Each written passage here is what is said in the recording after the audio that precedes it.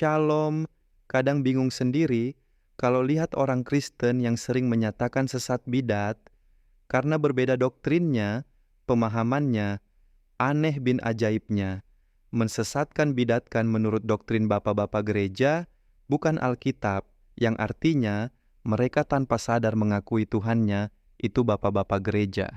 Bagi mereka itu bapak-bapak gereja semua diurapi Roh Kudus, jadi nggak mungkin salah menyesatkan. Padahal banyak bapak-bapak gereja, pikirannya dimasuki doktrin iblis, yang artinya bukan Roh Kudus yang ada di dalamnya, tapi jin al-abiyat, jin penyesat. Makanya terjadi penganiayaan, disiksa di penjara, dibunuh, bahkan ada yang dibakar hidup-hidup karena berbeda doktrinnya. Bedanya sekarang dari dosa waris, bapak-bapak gereja itu gampang mensesat bidatkan yang berbeda. Bapak-bapak gereja apostolik yaitu murid, langsung dari para rasul itu, hatinya masih murni, karena sungguh-sungguh mengasihi Yesus dan menyerahkan hidupnya demi kemuliaan Yesus. Bapak-bapak gereja setelah zaman bapak-bapak apostolik, zaman sebelum dan sesudah konsili Nicea 325, itu hatinya tidak murni sungguh-sungguh mengasihi Yesus, karena sudah dikuasai nafsu pribadi, nafsu ingin terkenal termasyur, kaya, banyak murid pengikut, dekat dengan kaisar dan lainnya. Karena inilah doktrin iblis, pemikiran iblis masuk ke dalam gereja, yang diimani sebagai kebenaran hakiki, sampai sekarang zaman akhir ini. Seperti Konsili Kalsedon 451 adalah konsili yang melahirkan doktrin iblis, Dui Natur Hypostasis Union. Doktrin satu ember dimasuki minyak dan air disatukan tapi tidak bercampur. Dui Natur sepenuhnya, Allah sepenuhnya insani manusia, 100%, Allah 100% manusia menjadikan Yesus, doketisme karena sepenuhnya. Allah tidak bisa menjadi penebus, menderita, dijadikan berdosa terkutuk, dan bisa mati di kayu salib.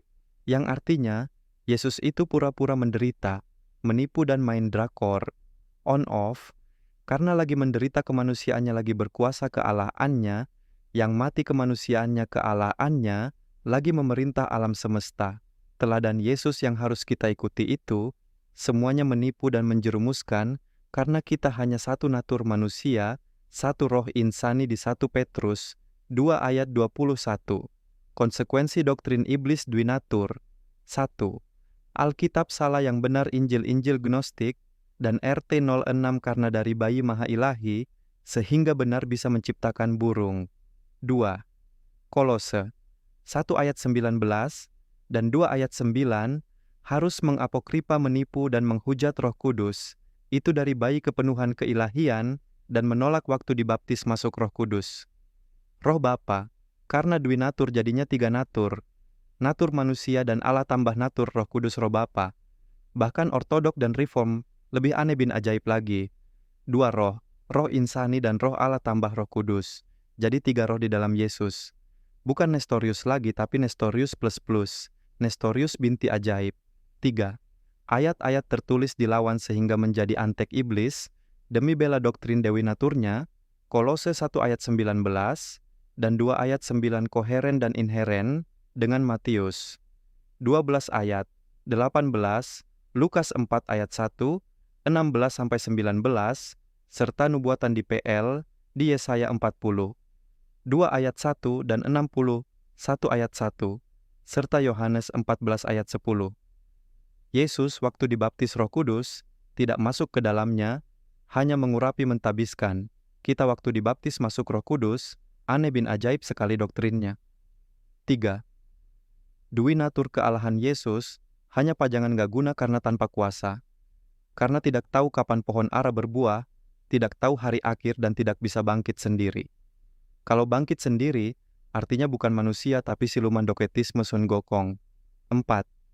Kita semua umat Kristen tidak lolos tes kejiwaan karena sepenuhnya Allah Maha Ilahi bisa jadi penebus dijadikan hamba, lebih rendah dari malaikat, terluka, menderita, dijadikan berdosa, terkutuk di kayu salib dan bisa mati.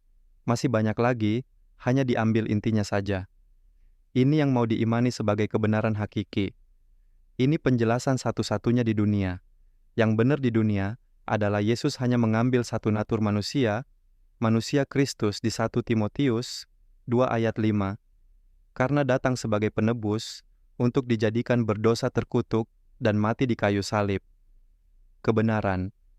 Memang pahit dan membuat jin al-abyad di dalammu kepanasan.